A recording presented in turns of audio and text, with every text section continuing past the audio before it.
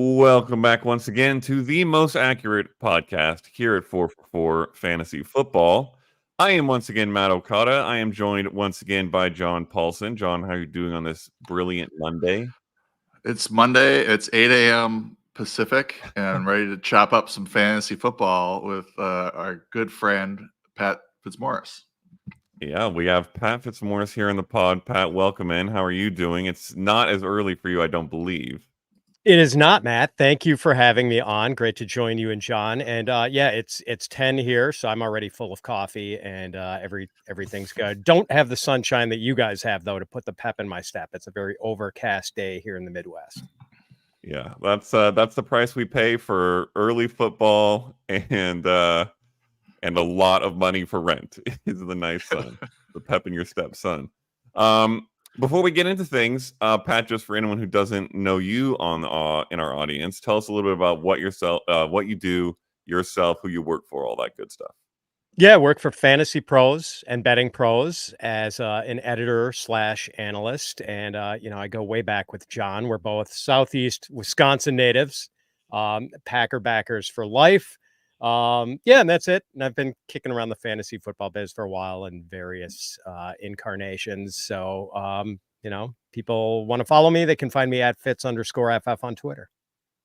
Sweet. And if you're a Packers fan out there, stick around because we're going to do a little Packers segment coming up soon with our two Packers fans here. If you're not, there's a lot of fantasy goodness in there too because it is a very interesting team for fantasy. Before we get to that, Pat was also in the Scott Fishbowl. If you've been listening to the pod for the past couple weeks, you know we've been hitting in on teams, the wild variety of teams that our different guests and John and I ourselves have put together for the Scott Fishbowl. So just give us a quick summary. Did you have a strategy? Did you have any secret targets? What did you end up going with, and how do you feel about your team? So, yeah, I'm in the Spinal Tap division, and if you're in the Spinal Tap division, I feel you owe it to yourself to pick the 11th spot. So I'm picking 11 in Spinal Tap, and in years past, Matt, I feel like people sort of lean into the scoring favoring tight ends and running backs, and that's made for some fantastic wide receiver values. So I've tried to scoop those up and go with real wide receiver heavy builds in the past. This year, I just leaned into the scoring. I drafted a bunch of returners since kick returners are part of it. I went pretty hard on running backs. I've got a Breece Hall, Jonathan Taylor combo that I started with out of the chute.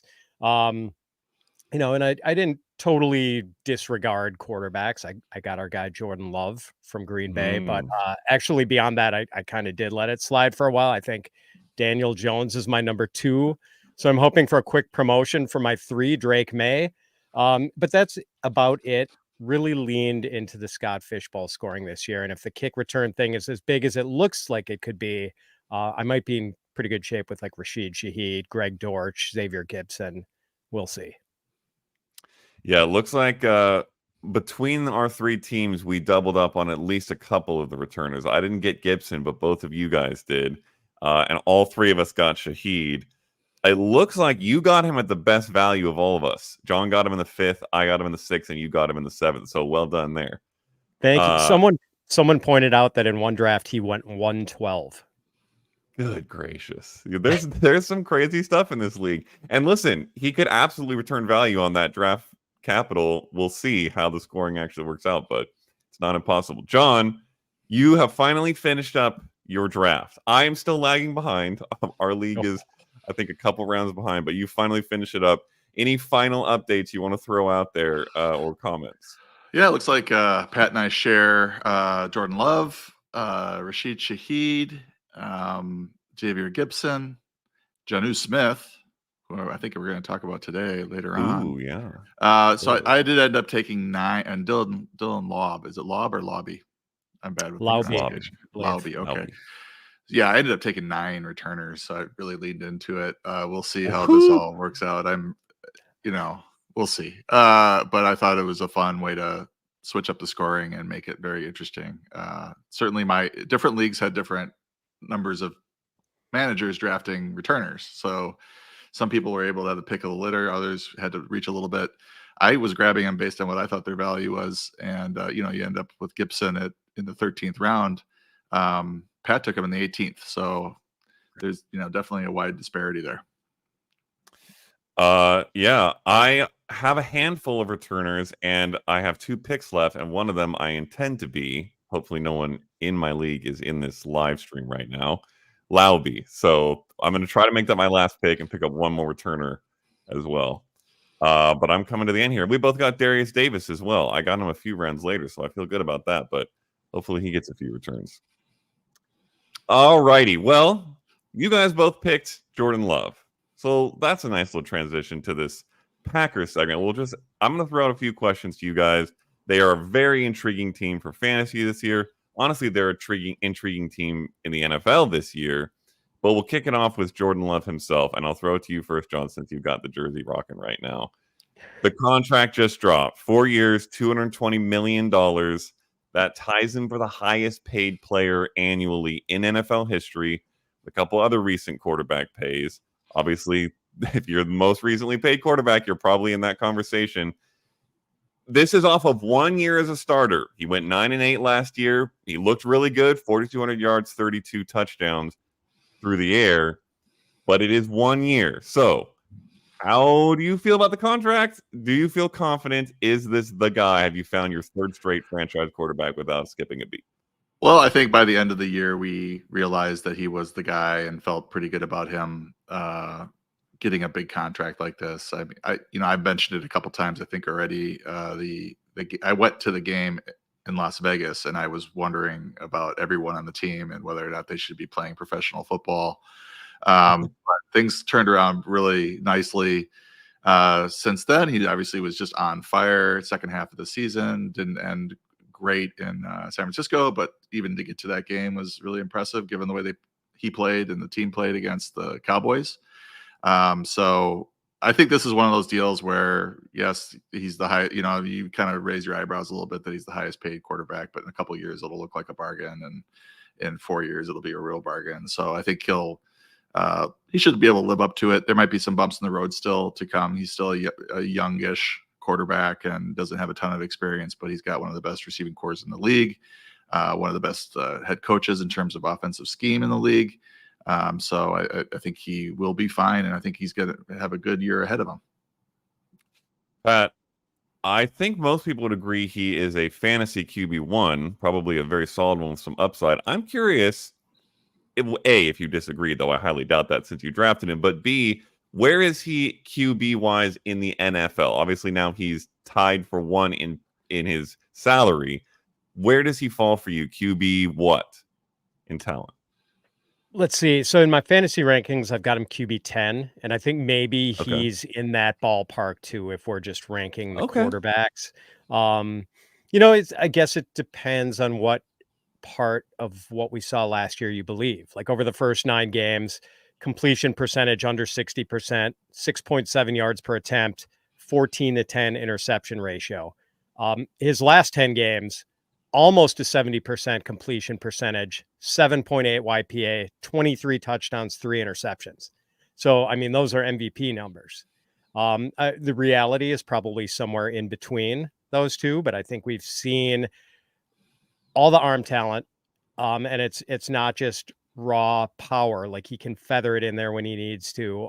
He just kind of took command of the team midway through last year, and I was pretty impressed with what we saw. So I know you see the contract numbers and you want to do a spit take when you see the money involved, but like when you compare it to Tua's newly signed deal, I think Love got more overall money, but maybe even a little less guaranteed money than Tua got. So, and as John was saying, in a couple of years, like he's going to be at the midpoint of well-regarded starting quarterbacks. Like by this time, a year from now, he'll probably be like 6th among quarterbacks in salary. Yeah. So I'm not too aghast by the overall numbers.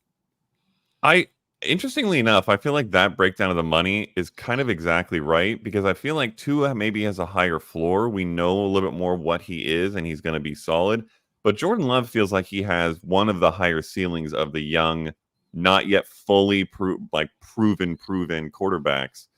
I don't even know if we can consider a guy like Joe Burrow, Justin Herbert proven, given they haven't won anything of superb import. But I mean, like Jordan Love, if he hits on everything, he has the physical talent I think we've seen to be one of the best in the NFL. So could work out. Could work out to this money. And like both of you said, this money won't be this significant in a couple of years. Let's go to the other spot in that backfield, and I'll throw it back right back to you, Pat. Obviously, swapping from Aaron Jones to Josh Jacobs now. Incidentally, I'm curious whether you guys had any expectation for this Aaron Jones cut, because I put out an article for the NFL last year in February, I guess it was this year, last season, saying he was a cut candidate, and the Packers nation vilified me. They were so mad that I would suggest such a horrific thing. But sure enough, out he goes. They bring in Josh Jacobs. Pat, what was your reaction to that? And do you see this as an upgrade or a downgrade or sideways?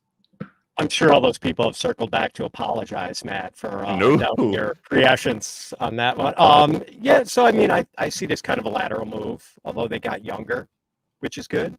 But yeah, so the thing that concerns me maybe from a fantasy standpoint, and I know like a lot of people see him as this workhorse type back, but Matt LaFleur has not been a workhorse back kind of guy.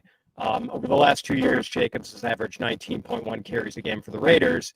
Over Matt LaFleur's 5 seasons as the Packers head coach, Aaron Jones has averaged 13.2 carries a game, and he topped out at 14.8.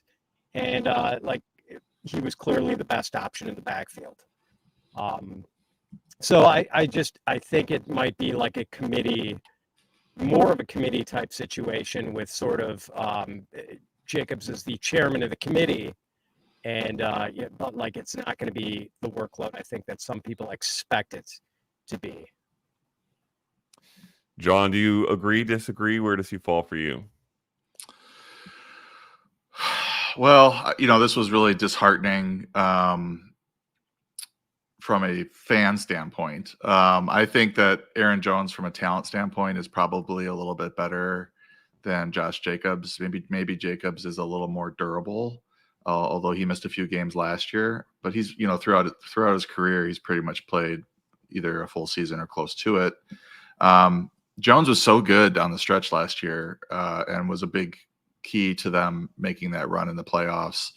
And I think it came down to they asked him to take too big of a pay cut, and he kind of was insulted by it and ended up getting cut. And then they threw a lot of money at Jacobs, who was, awesome in 2022 and then had a down year last year, only averaged 3.5 yards per carry, 62 rush yards per game. So, he's younger, needs to have a bounce back season if he's going to live up to that contract.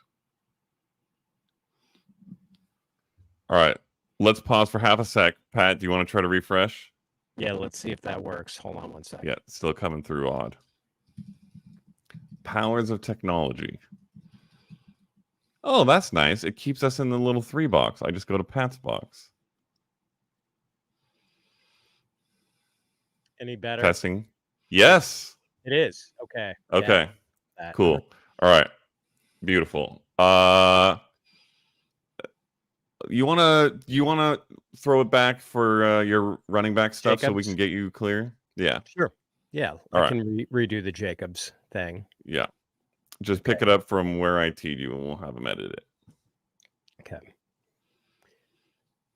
Yeah, I think it's kind of a lateral move from Aaron Jones. Like Josh Jacobs does pass the eye test for me. I know some of his peripheral stats weren't that great from last year. Yards per carry after contact, that sort of thing. Didn't rate out really well among qualifying running backs, but I think he's a really good player and remains so. The thing is, though, he averaged 19.1 carries per game his last 2 years with the Raiders. I don't think he gets that sort of workload with the Packers. Matt LaFleur has sort of been disinclined to lean on a workhorse running back. Over his 5 seasons, Aaron Jones averaged 13.2 carries a game, even though he was pretty clearly always the best option, whether he was sharing with Jamal Williams or A.J. Dillon. And I mean, even going back to when LaFleur was the Titans offensive coordinator in 2018, Derrick Henry had 215 carries that year in 16 games. Deion Lewis had 155. that was a 24-year-old Derrick Henry, and Matt LaFleur turned him into basically a committee back.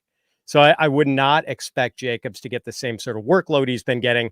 Not that he's, I don't know, a total avoid for me in fantasy, but he's maybe kind of a shy away guy for me because I don't think he's got like hero running back potential. I think maybe as part of a 1-2 punch in fantasy, great, but not a guy I think you can lean on and sort of build your backfield around. John, how much you agree with that? And I'm also curious what your take is on Marshawn Lloyd coming in. Any expectation that he's going to be the guy taking some of that work maybe later in the season? Yeah, I think Josh Jacobs at RB12 right now on ADP is a little overdrafted. Probably would have him a few spots lower for the reasons that Pat outlined there. I don't think he's going to be a bell cow in this offense. Certainly Lloyd coming in, they use some serious draft capital on him. So they will want to get him involved. But A.J. Dillon is also in the mix as well. And, Pat kind of summed it up. It's like LaFleur doesn't want to give one guy 300 carries if he can avoid it. And he also pragmatically wants to keep his stars healthy throughout the season so that they can make a run in the playoffs. So this is a team with Super Bowl aspirations. So I would expect a rotation. Just personally, Aaron Jones is one of my favorite players. Great guy in the community. It was really disheartening to see him get cut. And I think it was just a situation where they asked him to take a pay cut and it was too much. It was insulting to him. So he decided to go and play for our arch rival. And bet the overs on Aaron Jones fantasy points, yards, everything when the Vikings play the Packers, because he's going to do everything in his power to stick it to us as much as he possibly can. Yeah, that was some salt in the wound for the Packers fans. I tell you what, it was hard enough losing that guy who, even from a distance, I can see how much the fan base loved, and then for him to go to a division rival is tough. Pat, we've talked a couple times now over the past couple of weeks about the receiving core. There is a lot of good talent here, but it's very hard to figure out what's what. How do you see the pecking order shaking out? Most upside for fantasy, highest floor. How do you rank them? Just overall, what is your take on this receiving group?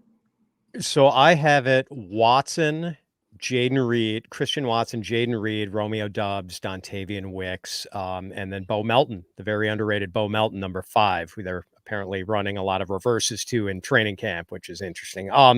So I think Watson does have the highest ceiling, a guy who's 6'4" with sub 4.4 speed and average depth of target the last couple seasons, 13.8 yards and 15.6 yards.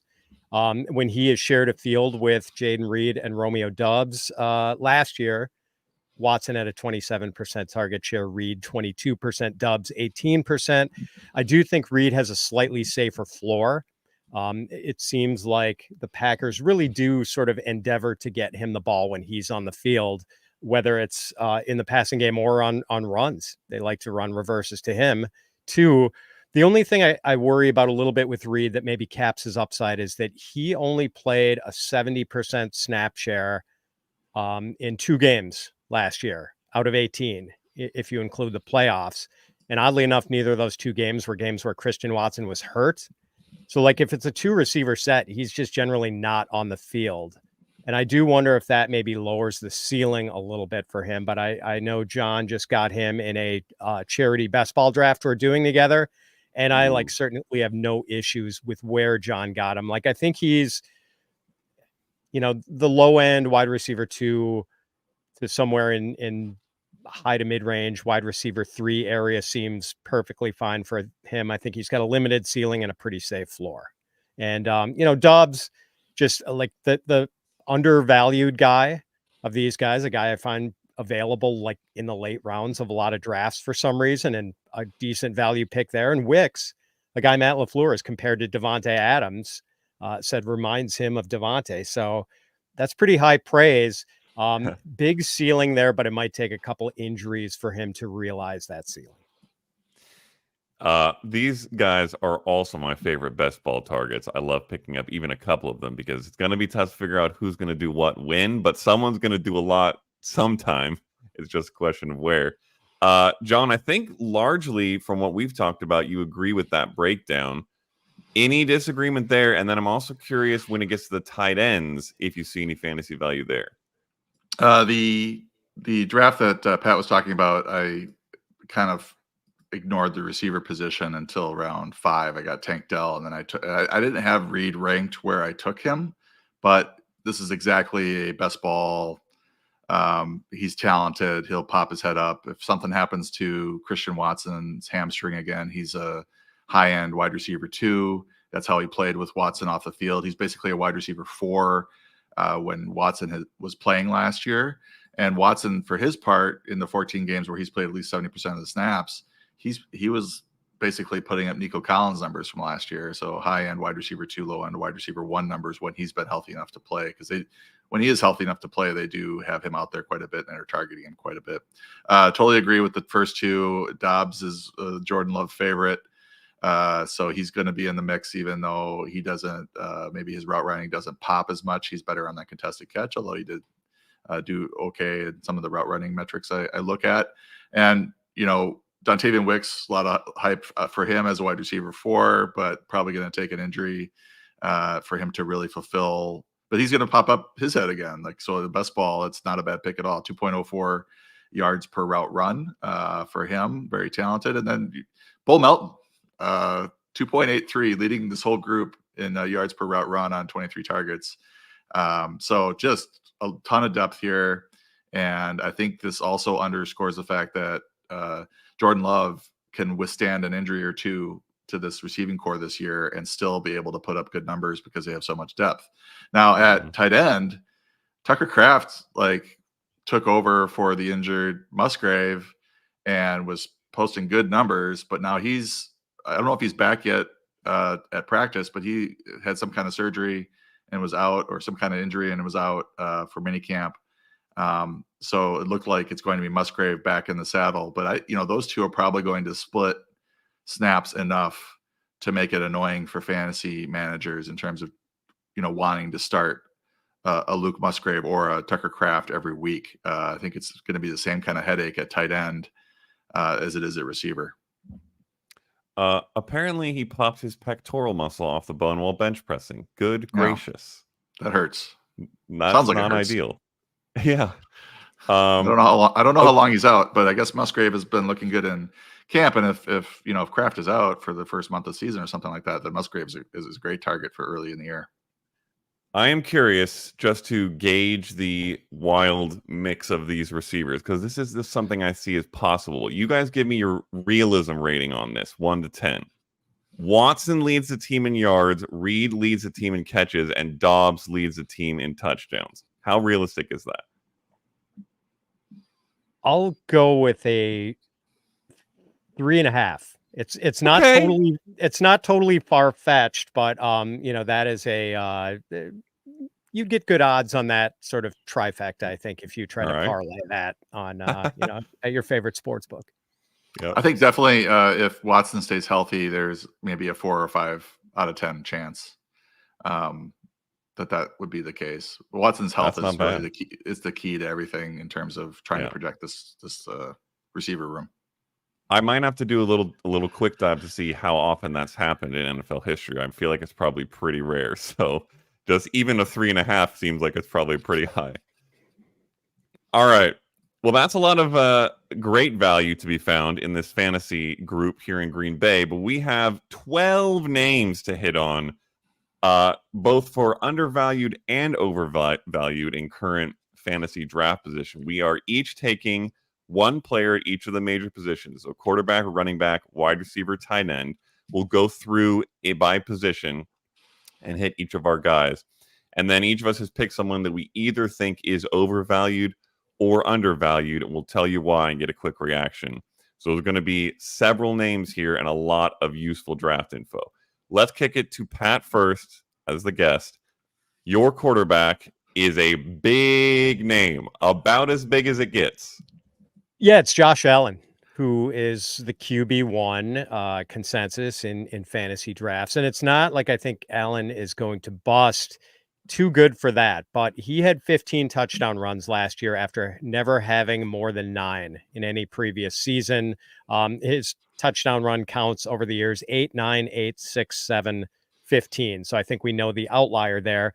And then last year, Matt, we saw Patrick Mahomes drop to almost QB2 level in fantasy points per game. I think he tied for 12th in that regard, tied for 11th if you remove Joe Flacco for only 5 starts or whatever. But and that was largely because he had no receivers who could reliably make plays downfield for him. He had Rashee Rice, who was a nice wide receiver screen, catch and run kind of guy. He had Kelsey, of course, but then, MVS, Justin Watson, Sky Moore, there was just nothing there for him. Shouldn't we be at least a little worried about the pass catching firepower Josh Allen has lost with Stephon Diggs, who averaged 111 catches, 1,343 receiving yards, and 9.3 touchdowns during his 4 years in Buffalo, and Gabe Davis, who, kind of an erratic fantasy performer, but at least a dangerous deep ball threat. So while I am optimistic overall about the Khalil, Shakir, Keon Coleman, Curtis Samuel trio, and certainly they've got a pretty good combo with Dalton Kincaid and Dawson Knox at tight end, like there's still no real sure things and no alphas in that pass catching core. And so I think there might be at least a little bit of an overall drop off there that makes me wonder about, Allen's passing numbers and whether they might take a hit. And oh, by the way, like, although he had 15 TD runs last year, Allen actually had fewer rushing attempts last year than he did in either of his 2 previous years, although I think he did boost the running rate a little bit more when Joe Brady took over as the play caller. So it's not like he's a hard fade for me. I think I have him ranked QB2 instead of QB1. Okay. But I don't think it's worth spending like a late second round or even a third round pick on him. I see him as more of like a 4th round value this year. Wow. Okay. I was curious what that ranking was going to come in at, because I think I agree with everything you just said, as long as he's still a top 2 quarterback in the rankings, which, he is for you. He is for me. John, is he for you? And do you have the same level or any concerns? Yeah, I still have him at QB1. But I think it's pretty close with him and Hurts. And I'm in a draft right now, a main event draft with Connor Allen over at FFPC, and they were both on the board. And I was sort of thinking, Jalen Hurts has maybe a higher floor than Allen does this year, just given the weapons that he has around him and all those rushing touchdowns. And he's pretty consistently going to be a double-digit rushing touchdown guy. So I was starting to think, well, maybe Hurts should be 1 and Allen should be 2. Just to underscore what Pat's concerns were, or what happened in the second half of the season with Joe Brady, and it made him really go off. 26.8 fantasy points per game, 47 yards rushing, 1.22 touchdowns as a runner. He had 9.2 rush attempts per game compared to 4.8 under Ken Dorsey. So those have to continue for him to sort of maintain this, crazy 26-point fantasy production. He doesn't need to necessarily score 15 rushing touchdowns to return QB1 numbers. I have him projected for 7.5. So, and he's still my QB1. And I'm probably a little bit more bullish on the receiving core, which we'll talk about later, because one of the guys that we mentioned is an undervalued receiver for me. Teaser. Incidentally, Jalen Hurts also rushed for 15 touchdowns last year, wildly, though a little more normal for him. But I do think at least, and I think most people expect that might come down given the lack of the tush push. Well, at least the lack of Jason Kelsey in the tush push. It could still work very well. We'll see. But I wouldn't be surprised if a third quarterback ends up being the QB1 overall. So I like this. John, I'll throw it back to you for your guy. It's another overvalued quarterback. Yeah, I'm going to go with Deshaun Watson. This move to Cleveland hasn't gone well. And, maybe this is the year where he gets back on fantasy track, because it just hasn't been the Deshaun Watson that we were used to seeing in Houston since he's been in Cleveland. 11 starts, 90% of the snaps or more. He's averaged 201 yards passing, 6.58 yards per attempt. That's very mediocre. 1.27 touchdowns and 0.73 interceptions per game. He has been running fairly well, 29 yards rushing per game and 0.18 touchdowns as a runner. That's 15.3 fantasy points per game, well off his pre-Cleveland numbers. It's basically mid-range QB2 production, and he is going sort of in that range. And when I was looking at my rankings, I'm not wildly high or low on any quarterback relative to ADP or general consensus this year. So trying to pick out who I'm not interested in was a little tough. But Watson is one that I'm just basically never taking because he is going a bit earlier than I would ever really consider taking him. Pat, I think that some of the questions around Watson have come from bits of injury since he's been in Cleveland. If he stays fully healthy, do you see any upside still there for a guy who, early on in his career looked like one of the top quarterbacks in the league?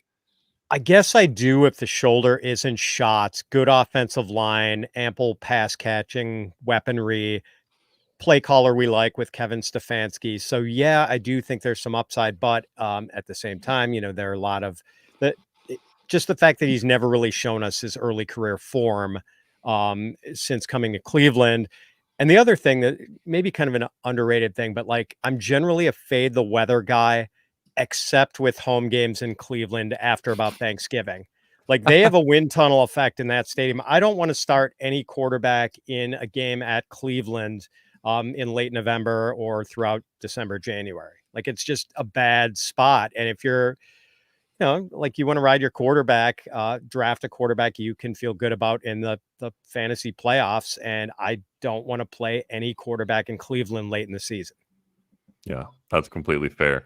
I personally would not be surprised if we see a healthy Deshaun Watson finally look more like the old Deshaun Watson, but we've had a couple years now of that just not being the case. So I think John's, approach of not drafting is also completely valid. It's completely invalid to use that strategy on my guy because you should absolutely be drafting my guy everywhere you can get him. It is Kyler Murray, who I consider one of the most undervalued quarterbacks in fantasy this year. He has never finished outside QB 12 in fantasy points per game. Now, obviously, the per game is important because health has been an issue, but we'll come back to that. Last season, 18.3 fantasy points per game. That was QB 10.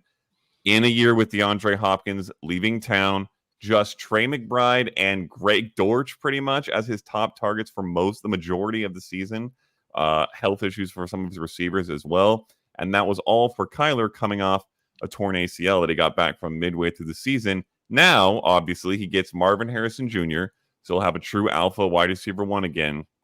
And I ran numbers for an article earlier this month on Murray with and without that true alpha, a.k.a. with and without DeAndre Hopkins in his career. In 35 games without Hopkins, Murray has averaged 18 fantasy points per game, right where he was at last year.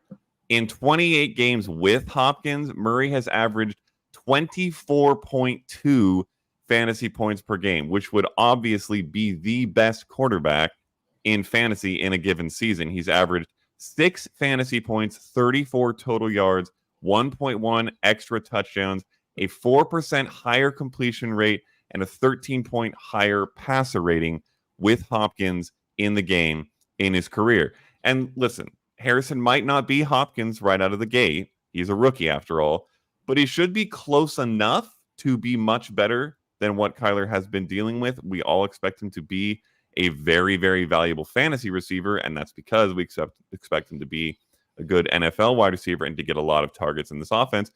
Although beyond him, they also added Zay Jones, who might be a better wideout than anyone they had last year. And of course, the value that Kyler can bring with his legs can never be overlooked. His full season pace after coming off that ACL injury last year was 518 yards and 6 scores on the ground. I expect that to go up after a full season of recovery. The last time he played a full season, he rushed for 819 yards and 11 scores, which led the NFL. So it really just comes down to health here. Can he stay healthy? I think he can, because I think he's better at protecting himself as a rushing quarterback than most rushing quarterbacks are, and has just dealt with some tough and somewhat fluky injuries. So Kyler stays healthy. I think he's a top 6-ish quarterback, and he's going at great value if that is the outcome. Pat, I'll throw it to you. Reactions. Do you agree? Will you draft him with me? I do agree with everything you said, Matt. It's nice that he's now he's got adequate pass catching weaponry finally with Marvin Harrison and with Trey McBride and some supporting players. And they've been investing pretty diligently in that offensive line the last few years. And the only thing I'll add, like I don't have any stats to quantify this, but man, if you have Kyler Murray on your team or have had him on your team, you know how fast this guy can pile up points. Like I've had him on teams where, you check in with how he's doing at halftime and see that he's got like 3.8 points. And all of a sudden he ends the game and he's got like 24.2. You're like, whoa, how did that happen? Like he will go bonkers for stretches of games with that dual run pass ability. So he is a very interesting weapon, and he's going at a good value. John, thumbs up or thumbs down on Kyler Murray? I agree with all that. We've seen what a stud receiver will do in multiple cases here with different quarterbacks. The Stephon Diggs to Buffalo move really springs to mind. And I think Harrison's going to be an immediate upgrade over Marquise Brown, who is fine, but not a true alpha. He's surrounded by good weapons. And the other thing I like about the Cardinals in terms of just volume is that they've got a 6.5 win total. So they're likely to be trailing in a lot of games and having to throw the ball more than they would probably like. Beautiful. I love having my takes supported here on the podcast. All right, let's go over to running back. Pat, we'll throw it back to you to start us off again. You've got a guy undervalued and by a lot given his ADP. What's your take? Yeah, Chase Brown, who I just drafted in this draft I'm doing with John at I think RB 37. And now we're getting word that he might actually be ahead of Zach Moss in the competition for running back snaps in Cincinnati. It's basically down to Brown and Moss as the primary combatants there. And I think everyone prefers, well, the community largely prefers Moss and has given him the higher ADP based largely on that early season stretch where he just went berserk for the Colts last year. 4-game sample size, 3 games with Jonathan Taylor on IR, and then one where they sort of took the kid gloves approach with Taylor in his first game back. In those 4 games, Moss had over 500 yards from scrimmage and 4 touchdowns. He was terrific, but he was also playing with Anthony Richardson for much of that stretch. And like, I think Richardson spikes the efficiency of his running backs because of the threat he poses as a runner. From week 6 on, Moss averaged 3.7 yards per carry and just wasn't nearly as effective. He's not that fast. He's not that explosive. He's not really a prolific pass catcher. Chase Brown is really fast. Pretty explosive. Showed what he can do as a pass catcher last year when he averaged 10.4 yards per target. Granted, a small sample size, but he made some explosive plays in the passing game. And if the Bengals decide they don't want this to be a 50-50 split and they want to lean on one guy the way they leaned on Joe Mixon all those years, well, Chase Brown averaged 27 carries a game his final year in college at Illinois and 29.3 touches a game. So he could carry that load. Like he has been a heavy duty runner in the past. He had 1,883 yards from scrimmage and 13 touchdowns that year for an otherwise, so-so Illinois team.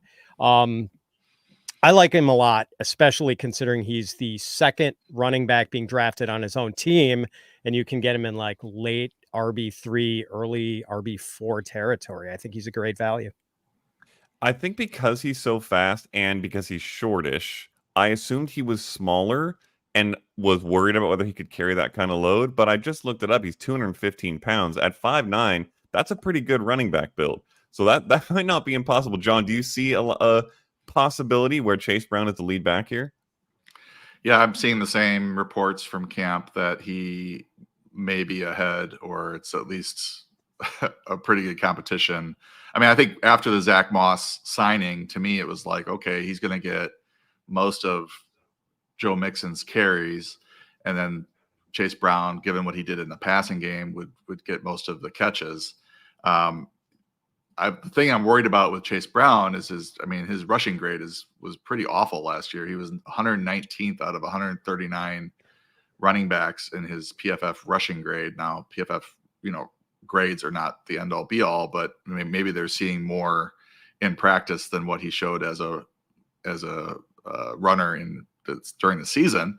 But his grade for receiving is way higher than his grade for rushing. So that's my one concern. I think it was a good pick by you, Pat. I was thinking about Chase Brown in the 10th round there. But since you took him off the table, I was able to take Rashid Shaheed as my wide receiver 6. So just updating you there on the charity draft. But so yeah, I actually in the last week or so, I've moved Moss down and Chase Brown up. So I think we'll probably be seeing more of him, going a little bit earlier ADP wise.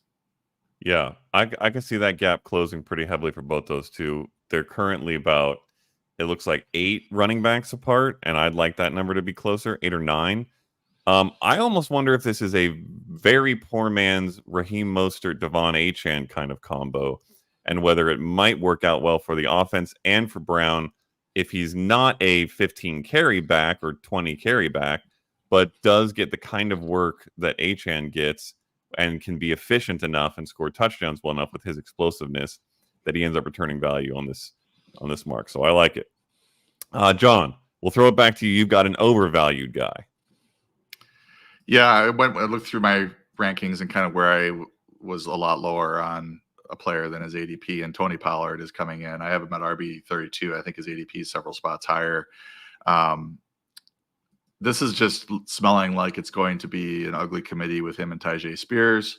Brian Callahan is in it as the play caller, and he was very pass heavy in Cincinnati, even though he wasn't really calling the plays there. But coming from a 60% plus pass heavy team, probably going to air it out with Will Levis. They went and signed Calvin Ridley. I think that's a sign that they want to throw the ball as well. So I think you're looking at it like a RB1A, RB1B split with Spears in a pass heavy attack. And I don't know that Pollard is going to get enough touches to sort of return value on his low end RB2, high end RB3 type ADP right now. I am a Tyjae Spears truther through and through. I really wanted him to just get the job after what he showed last year. I think he's looked great and could be the guy. So the Pollard signing was disappointing for me. I'm still drafting Spears over Pollard for me, and the values are flip-flop there, so that makes it even easier. Pat, do you agree or disagree? Where do you fall on the Pollard train? I like both guys and think they're both talented, and hopefully we'll see the Pollard that we saw before that playoff injury against the 49ers a couple of years ago when he broke his foot. Maybe he wasn't totally right last year. But yeah, Callahan has talked about how interchangeable these guys can be and how he views them as co-starters. Probably a sign that they should be drafted closer together, as you were talking about, Matt, with Chase Brown and Zach Moss in Cincinnati. And the other thing, that's maybe sort of overlooked here is that, we don't know if Will Levis is going to pan out. Maybe he'll be the rising tide that lifts all ships, but if that tide does not rise and is at low ebb, we're not going to want to sail the good ship Tony Pollard in fantasy leagues this year. He'll be a guy we're not excited about starting if the Levis experiment blows up in Tennessee's faces. Yeah, he feels like the bigger bet on Levis being good in comparison to Spears, just based off the way they play. And that's a bet I'm not entirely willing to make right now. Although I honestly hope Levis plays well, because I think it's fun when he's playing well, or at least when he's playing deep. I will throw in my guy, also overvalued running back. It is Nick Chubb. And if you did not tune in for the podcast last week with Matthew Betts, injury expert for the fantasy footballers, go back and watch that, but I'll summarize what he said for you. And I already wasn't high on Chubb. This just added to that for me. Betts' opening thought when I asked him about what he thinks of Chubb this year is, I'm not going to be taking him anywhere this year. And that if he ends up being an 8 to 12 touch backup kind of player, when he returns, that would be a win for Chubb. So, he had 2 surgeries on the same knee last year, one in September, one in November. This is that same knee that he hurt back in his college career. He's a much older player now, which means recovery is slower and not as complete necessarily as quickly. So if he's fantasy relevant in December, if he's strong in December, then maybe we get something out of Chubb in the fantasy playoffs, which would be nice, but it's a long way to get even to that point. And I'm not 100% positive he even gets to that point. Obviously, there was this squatting video that came out, a lot of excitement about that. Betts reminded us there's a big difference between supporting weight on that knee and running and cutting on a football field, which is what really matters. And when it comes down to drafts, right now he's up to the RB 33 in ADP. That's ahead of Gus Edwards. It's ahead of Chase Brown, who we just talked about. It's ahead of Jerome Ford, who should get the majority of the work for the majority of the season before Chubb maybe returns. I don't want him over any of those names, but more importantly, he's also going in what I'm considering like this rookie hotspot range with Jaden Daniels, Brock Bowers, Keon Coleman, Brian Thomas Jr.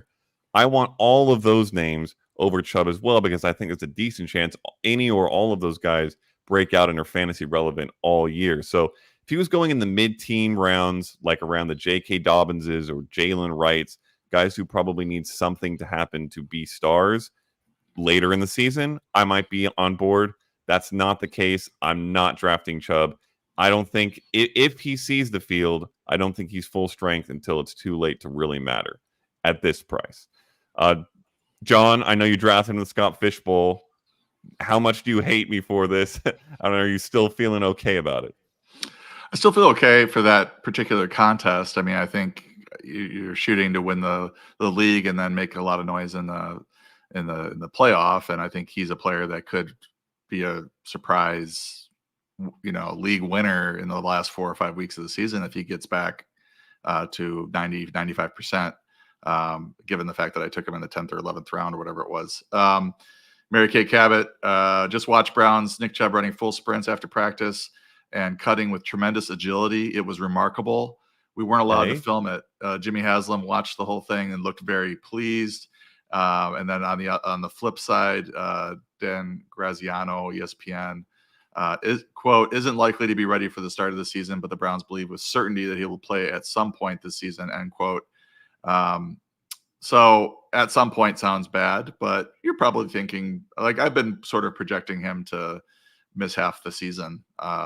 Maybe if he's doing well, he misses 4 or 5 games or something like that. I think Chubb is a dude, and when he's healthy, he is arguably the best pure runner in the league. So I want to believe that in the second half of the season, he will make a big fantasy impact. But it is just that right now belief. Pat, do you hold the same belief that he'll be Chubb when he does come back, and that if he comes back soon enough, that could be a fantasy value? We can hold out hope for that it is a more like a 4 or 5 week injury than a 7 or 8 week injury where we don't see him until November. Because we know with the ramp up, he's probably not going to be getting 18 carries a game right out of the chute. It's probably going to be like 7 or 8 tops. And as John mentioned, we do play for those most important weeks of the season in December, the playoffs. And maybe by then we're getting like 80% of the Nick Chubb workload, and he's playing at, 90% of what he used to be. But, of course, Matt, I do share your concerns that we've got a guy who was already slipping towards like the twilight of his career. And now he's coming off the unholy trinity of knee injuries with the torn ACL, torn MCL, torn meniscus. Tough injury to come back from. It's a great story if he does make it all the way back and we see the Nick Chubb we're used to seeing, one of the best pure runners in the game. But, probably smart to temper expectations. Maybe we can all band together to drive down his ADP, and then we'll draft him in the teens come end of August. All right, let's pop over to wide receiver. Pat, I'll throw it to you. This is a name we have hit on a few times recently because we've been talking about the murky wide receiver groups, the murky depth charts across fantasy football. This is one of the murkiest. Give us your take. Yeah, I mean, I love the player Nico Collins. I love receivers who play bully ball and just are beasts at the catch point, and then battering rams once they have the ball in their hands. But two concerns here. One is that Collins was just freakishly efficient last year. 16.2 yards per catch, 11.9 yards per target, 3.11 yards per route run. I think regression with those numbers is inevitable. And then factor in that Stephon Diggs is coming to cut into his target share, which was already pretty modest, 7.3 per game last year. And that was with Tank Dell missing some time. So like the workload and the efficiency are both concerns for me. And yet Nico is being drafted as, like, in some cases, a low end wide receiver 1 or high end wide receiver 2. I just think he's being way overdrafted. Yeah, John, we've hit on this a few times now. Wide receiver 13, when we've been talking. Right now, he's actually dropped a couple spots to wide receiver 15. So our work is having an effect. Yeah, but that's still well below your ranking on him. I know it's below where I would have him. So anything to add here, or are we just agreeing Nico Collins is overvalued? Yeah, I might be a little bit low on him. Wide receiver 20. I'm looking at the guys ahead of him in my rankings. I might take him over just because he does have that really high upside if there's an injury to Dell or to Diggs. But just being a person that has to do full projections, it's just really hard to rank all these receivers where they're being drafted.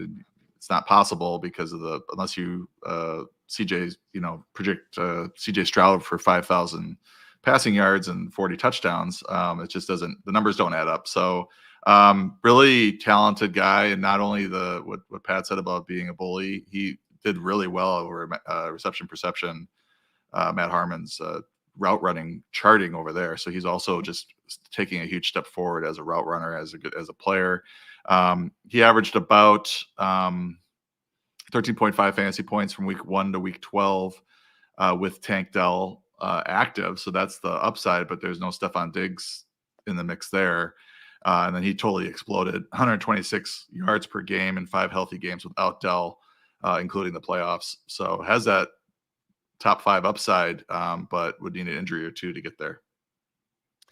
Yeah, if we can knock his ADP down, I don't know, 3-4 more spots, I might start getting some Nico Collins. But I'm with you, Pat. This is too high given what else they have to throw to there. Speaking of which, John, you have another one of these guys from another one of these murky depth charts with potentially a lot of directions to throw it, although not as clear of studs. One guy you maybe do like, though. Yeah, I get to be positive now after 2 negative players. So Curtis Samuel, I wanted to mention him as one of my favorite, if not my favorite, wide receiver sleeper this year. Anytime a longtime favorite of Harmon over at reception perception, in terms of the route running charting, gets an opportunity like this, I pay attention. He's already had some good fantasy stretches, and he's being reunited with OC Joe Brady. Got a wide receiver 25 finish out of Curtis Samuel. Samuel is going wide receiver. Where is he? 51. Wide receiver 51. That's just disrespectful. Given the quarterback talent there in Buffalo, all the vacated targets, I think we could see a wide receiver, low end wide receiver 2 season out of Curtis Samuel. That makes him one of my favorite sleepers this year. Pat, we've seen some hype on Keon Coleman if you're in the Twitter or X streets in recent days. But basically, Coleman, Curtis Samuel, and Khalil Shakir are all going in the same range, right around the end of the 9th into the 10th round. So this is almost just a heads-up flip. Who's your guy if you're taking one? I mean, I think maybe Keon and Shakir have higher ceilings, but Samuel is probably the safest play. And I agree with John that he's a huge value. And I've been in drafts where he has gone in the 60s at wide receiver. And yet I have heard Bills beat writers talking about how Samuel is probably the safest bet to lead the team in targets and receptions. And, like he's got that familiarity with Joe Brady. So I do think there's a lower ceiling because he probably does not have like alpha receiver upside, but at the same time, he is like the perfect Swiss Army knife guy for a fantasy team where bye week troubles, injury troubles. Yeah, I'll start Curtis Samuel this week and feel fine about it. Yeah. So I think not a guy you're excited about starting, but a guy you're probably happy to have on your bench. Yeah, I think this probably largely depends on the build you have coming into the 9th or 10th round. If you only have 1 or 2 wide receivers and you need a guy you think you can start reliably, I think Curtis Samuel is a great value pick. If you've got 3 or 4 wide receivers and you want to try to hit on an upside guy, I would lean Coleman or Shakir as well. So I think that's a good way to look at it. I would like if to. you're going I'd like zero to add wide one receiver. I'd like to add one other thing. Just that season with Joe Brady, where he had 118 touches, 1,051 yards, 5 touchdowns. He ran the ball 41 times. He was third in targets that year behind Robbie Anderson, who's now Robbie Chosen, who had 95 catches, 1,000-yard season, and DJ Moore, who had 118 targets, 66 receptions for 1,193 yards. So even as the third fiddle under Brady, he had a high-end wide receiver 3, low-end wide receiver 2 season. I think we have some upside from there, given what's going on in Buffalo. Yeah, I like it. I like the pick. All right. I'm going to bring in another overvalued name for me, and I hate doing it because I'm a dynasty fan. I love drafting rookies, but Malik Nabers is going too high for me. You guys hit on a couple players who are in somewhat messy depth charts. This one's not. Well, it's messy in a different way. It's messy because everybody after Nabers is a wide receiver 5, maybe, and that's it. Malik Nabers is the only guy to catch balls here in New York of any legitimate talent. However, the value of those targets matter to me. And that's what the issue is with Malik Nabers. Listen, he was the 6th overall pick. He is extremely talented, and he's going to get a lot of targets. But he's going as a wide receiver 26 in the 5th round. And a 25% target share here in New York might not be enough for me. They were bottom 10 in attempts and completions last season. They've been bottom 6 in passing touchdowns for 4 straight seasons. Some of that has been Daniel Jones' lack of health, but some of it has been his lack of touchdown throwing ability. And they have not had a player reach 800 receiving yards since 2018. Some of that you can blame on a lack of wide receiver group, but some of it you can blame on the fact that the quarterback play and the offense in New York has been bad consistently for a long time. They're trying to bring in Nabers to fix that problem to some degree, but they haven't fixed, in my opinion, the problem of the ball, where the ball is coming from, the arm sending the ball Nabers' way. Statistically, here's a little note for you. 43 quarterbacks have supplied at least 700 targets over the last 5 seasons. And I've talked about this with Russell Wilson and the Steelers' potential pass catchers. When measuring the fantasy points per target scored by those guys' receivers, the worst quarterback in that sample of 43 quarterbacks is Zach Wilson. 1.11 fantasy points per target for the guys he's throwing the ball to. The second worst in that sample is Daniel Jones at 1.2 fantasy points per target. I do not want the pass catchers for Daniel Jones, even if they're going to get 125 targets, at least at this price point. So I don't trust anyone in this offense to put up valuable fantasy numbers. I'd rather have Tank Dell, T. Higgins, George Pickens, even Christian Kirk, who are all going behind Malik Nabers over Malik Nabers. And I hope that he gets great quarterback play in the future because I think he's super talented, but I just don't trust it this year. Pat, I'll throw it to you. Are you willing to draft Malik Nabers at this point? I am, Matt, and in fact, I took him in this charity league I'm in with John pretty early 3rd round. So I agree with a lot of what you said about the concerns at quarterback, although, unlike me, Daniel Jones can at least throw a tight spiral. I've seen that. I know he's capable of that. So I think Nabers has top 10 target upside and maybe even top 3, top 5. Like, I think he could be among the very tip top of the target leaders this year.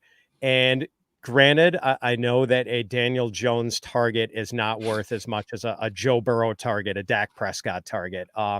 But 2 years ago, Daniel Jones was pretty good. And, like he managed to make Brian Dable's offense work with limited wide receiver talent. And now we've got this guy who's an extraordinary wide receiver talent. So I'm pretty bullish on Malik Nabers. I just think he's one of the more remarkable wide receiver prospects to come into the league in recent years. And he's coming in with a couple of other really extraordinary prospects in Harrison and Odunze. But man, I like this guy, and I've got him like in the teens at wide receiver and think he's like a screaming value at wide receiver 26. Ooh, boy. Okay, John, we're going to need a tie break here because we got two very flip side of the coin opinions so far.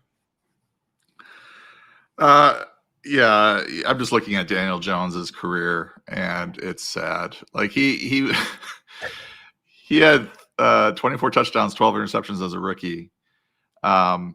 Since then, it's been pretty dicey. Pat brought up 2022, and he did have 3,200 yards, 15 touchdowns, 5 interceptions that year, 200 yards passing per game, which is not very good, but his efficiency numbers were up. And then last year, 1-5, 909 yards passing, so 150 yards per game, 2 touchdowns and 6 interceptions. Just really, really ugly numbers. Nabers will help him quite a bit. I'm not as bullish as Pat is. I just looked to see who he drafted Nabers ahead of. Wait, listen to this, Matt. DK Metcalf on the board. Ooh. He took Nabers. Nico Collins on the board. He took Nabers. Devonta Smith. He took Nabers. Michael Pittman, George Pickens, Cooper Kupp, just to name a few. So obviously Pat's in. So this would be an interesting bet. I don't have any of him, and it's the quarterback situation that's really scary. I think he's a very talented guy. The one caveat there is, as Pat mentioned, he has like 150 target upside, 160 target upside. It all sort of depends to me, obviously on Daniel Jones, but if you just look at that Giants depth chart, there has been a little bit of buzz about Jalen Hyatt.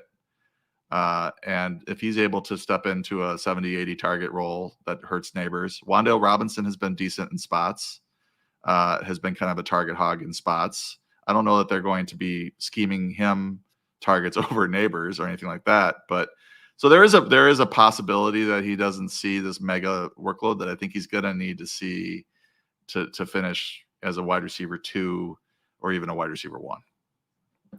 Listen, if he gets up to 160, 170 targets, I'll be in here, but it's going to take something like that. However, I do like that we have a solid disagreement here on this show because, if we all agreed on everything, it wouldn't be any fun.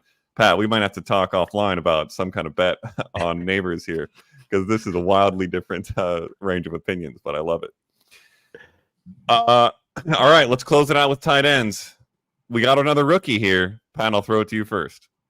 Yeah, since I'm on the rookie hype train, I might as well keep it going with Brock Bowers. And I'm kind of surprised there isn't more enthusiasm for him, considering that he is maybe one of the best tight end prospects ever to come into the league. And we're coming off a year in which a rookie tight end led all receivers or all tight ends in fantasy scoring. And I think Brock Bowers was probably NFL ready when he was an 18-year-old freshman at Georgia and had 882 receiving yards and 13 touchdowns for a team that won the national championship. Like, he's that good. Unbelievable. Followed it up with 2 straight John Mackey awards as the best tight end in the country. Fast, excellent hands. Has that George Kittle quality where he just refuses to be tackled once he has the ball in his hands, and he's really good at getting open, whether it's against man or zone. So I just think this guy's phenomenal, and I know the Raiders drafting him sort of took the air out of the balloon for a lot of people, but like we saw both of the quarterbacks vying for that job. Aiden O'Connell and Gardner Minshew support 100 catch wide receivers last year with Devontae Adams and Michael Pittman. So I'm not too worried about the quarterback thing, like being the reason that Brock Bowers doesn't work in year 1. Like I think he's just too good not to work. Yeah, I mean, listen, we have rules in fantasy football. One of them is don't draft rookie tight ends, but rules are sometimes meant to be broken. And we saw it happen last year with a tight end, and I think it's not a stretch at all. You laid out the case for it to say that Brock Bowers is the best tight end prospect maybe ever certainly within recent memory. So I'm on board. I'm willing to break this rule. Sign me up. John, agree or disagree there? Agree. He's the next one after my last tight end that I'm comfortable with, which is Jake Ferguson as my tight end 1. Like if I went into the season with Brock Bowers, I would not be comfortable at my tight end 1 spot. I would be hopeful. For all the reasons that Pat mentioned, extremely talented. Just the landing spot's bad. He's going to have to overcome that. I think he can. But I've got him at 10, so I've got him ahead of David Njoku because I just don't think Njoku will get it done with Deshaun Watson at quarterback. Those two have not been on the same page. So just from a specific head-to-head matchup there, Bowers over to Njoku for me. And Laporta, as you mentioned, tight end 1 overall last year. And there were a few rookies that did pretty well. Kincaid at tight end 15. Both the Packer tight ends did well as well when they were starting. So I could see it. Is he somebody that you want to come out of your draft with and he's your primary target at tight end, or is he somebody that's a fallback option if you don't get a clear stud? Sort of both. I mean, I might go for kind of like in our charity league, John. I took Mark Andrews when I thought there was good value on him, but then I actually became the first person to take a backup tight end with Brock Bowers, thinking maybe, I'll wind up flexing him and a little bit of bully tight end strategy there. So, and in the Scott Fishbowl, he is my top tight end. So, Nice. He's definitely a draft target for me, but like whether he's 1 or 2, it kind of depends on the build. Well, this next guy, John, was also drafted in the Scott Fishbowl by both of you, if I'm not mistaken. And I kind of maybe like the idea of getting Bowers as the 1, and then this guy as a 2, so that if Bowers takes a few weeks to get started as a rookie, you can slot this guy in. Who's your tight end? Jonnu Smith. I just feel like this is a weird year for tight end where it's really top heavy. These guys going in the tight end 2 range, I don't like very many of them. There's all sorts of knocks on them. So I've got Jonnu Smith at tight end 16. He's being drafted tight end 30. So he's a massive value for me. Really athletic guy. If you look at his player profiler page, one of the top athletes at the position, coming off his best receiving year, 50 catches, career high, 582 yards receiving, a career high, 3 touchdowns as well there for Atlanta. And just sort of a thorn in the side of anybody that Kyle Pitts. Yeah. So landing in one of the best offenses in the league, Mike McDaniel, trust him to utilize Jonnu Smith. And the thing that really stands out was this press conference that they were asking about Jonnu Smith's role in the offense, and that, the Dolphins really haven't featured a tight end. And Mike McDaniel is just like, well, what I think some people, what was will always be. And that's not the case. So what that tells me is that they went out and got him for a reason. He's not going to be a high value guy, but he might get the most efficient high value targets in the league in terms of being a 4 or 5 target guy per game because of all the space that's created with all those other receiving options and his speed and what he'll be able to do after the catch as well. And still, he's turning 29 in August, which is still well within tight ends prime.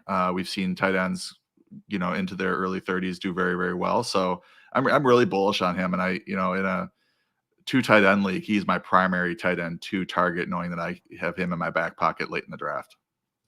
Pat, you actually took him ahead of where John took him in the Scott Fishbowl, and I just realized you did the Bowers Jonnu thing that I just mentioned, so I assume you're on board here. Yeah, I think the Mike Gesicki faceplant in Miami crossed up fantasy managers thinking like Mike McDaniel doesn't like tight ends. And as John said, when in quoting Mike McDaniel, what was isn't necessarily what will be. And I think part of it is Mike Gesicki is a horrible blocker. And Jonnu Smith, I mean, we saw last year, I don't think you're going to stay on the field and play as many snaps as Jonnu Smith did in Arthur Smith's offense if you can't block. He's not Rob Gronkowski, but he's going to be a better blocker than Mike Gesicki was. And I think that does give him, high snap upside and maybe some reception and yardage upside in that offense. Yeah, I like it. I also love the name Arthur Smith. Yeah, that's right. I like it. You know why? Because my tight end is Arthur Smith's tight end. John set me up beautifully with that stat about Jonnu Smith's season last year. He had his best year under Arthur Smith as as head coach.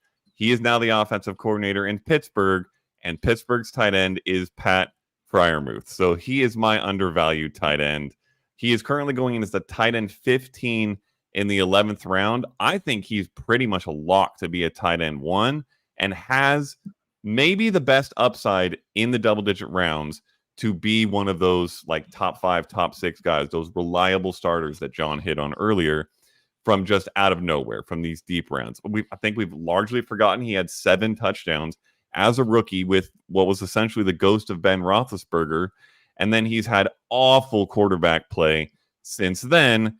Last couple seasons for the Steelers, the quarterback touchdown rate, 2.6% last year, 2.1% the season prior. That's not only terrible, that's like half of below average terrible. Now they're going to what we assume to be Russell Wilson, who I've talked about previously. Mentioned him when talking about George Pickens. You can read my article on George Pickens to get a little bit more of this deep dive information on Russell Wilson, but he has supported his pass catchers for fantasy, and he's never had a superb tight end necessarily. Pat Freiermuth might be his best, but just from a passing touchdown rate standpoint, Russell Wilson 5.8% or better in 6 of the last 7 seasons. And that is an elite number, and that is consistent and elite. And he was good last year in that number. That was his number last year. So I think Freiermuth is guaranteed for a bump in touchdowns. On top of that, Deontay Johnson and his 8 targets per game are out of the picture, which means Freiermuth could easily be, he's going to be, I think, the 2 to George Pickens, but he could be the 1B to Pickens' 1A, because Pickens doesn't necessarily profile as like a 140 target guy. It could be the case that Freiermuth sees close to triple-digit targets. And again, the Arthur Smith thing. The Falcons directed 34.3% of their targets to the tight end position last year. That was the highest rate in the league. They were top 4 in that category in all 3 of his seasons as head coach. I think Freiermuth is going to see a lot of targets. I think he's going to see a lot of snaps, pretty much every snap. And I think he has a very good chance at a career best fantasy season. Pat, I'll throw it to you, closing us out. Are you on board with Pat Freiermuth? I love this call, Matt. We're not going to quarrel like we did over Malik Nabers. Okay. Pretty much every reason you stated, thin wide receiver core for the Steelers.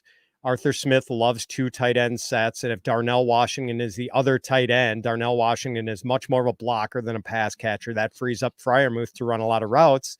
And you said it about the Falcons tight ends last year. The overall stats were just insane, like 170 some combined targets and like well over 100 catches, like 1,300 yards. Yeah, like this is like, I think there's a sneaky upper tier tight end 1 upside for Pat Freiermuth that I don't think drafters are acknowledging. John, you've been, I feel like, slyly grinning for much of this time. I was basically going to say that all sounds very logical and hopeful, and then mention that if Pat Freiermuth is the Kyle Pitts, then the Darnell Washington is the Jonnu Smith. But then Pat Darnell Washington. No, and then I pulled up Darnell Washington's game logs, and he had all of 7 catches in 17 games. And I don't think that he is as polished or as much of a threat as Jonnu Smith was to Kyle Pitts is to Pat Freiermuth. So I think I like the call. I'm going to bump him up a little bit in the rankings. The only problem I have is that really Arthur Smith is a donkey when it comes to fantasy. He drives me insane. That's fair. I was just talking to Connor Allen, who wanted to draft either Najee Harris or Jalen Warren with our pick, and Raheem Mostert was on the board, and I just was fighting for Raheem Mostert for a number of reasons. But just whatever we do with Pittsburgh, it's going to backfire, and I'm not confident in anything. Really, anyone. I do like Pickens because of the receiver depth behind him. Freiermuth, you could probably make the same argument. So I see what you're saying. I'm just worried that Arthur Smith's going to screw this up somehow.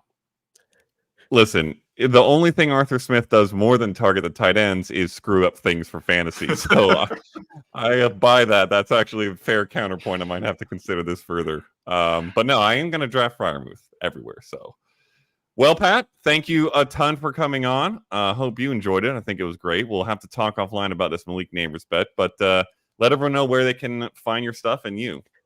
This was great. Thanks for having me, Matt. John, always great to see you again. And people can find me at, Fitz_FF on Twitter. Check out fantasypros.com. And hey, drafts are right around the corner. Get those reps in with the Fantasy Pros Mock Draft Simulator, which I believe to be the best mock draft tool on the market. I'm doing it. I'm literally doing it as we speak. All right. Great to have you on. Good to see you again, John. Catch you all next time. Adios.